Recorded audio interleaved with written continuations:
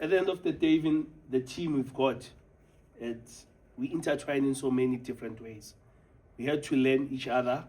We learn a lot, whereby on my side, I had to learn how to do proper planning and how to do emotional intelligence, because sometimes it takes you out of your comfort zone to become yourself.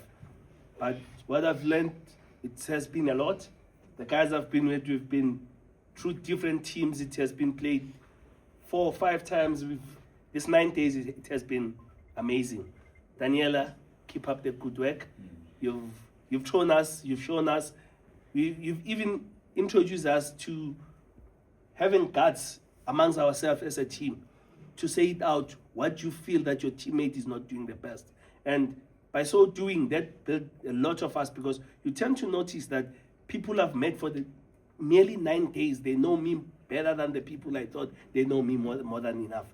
For that, Daniela, keep it up. Thank you.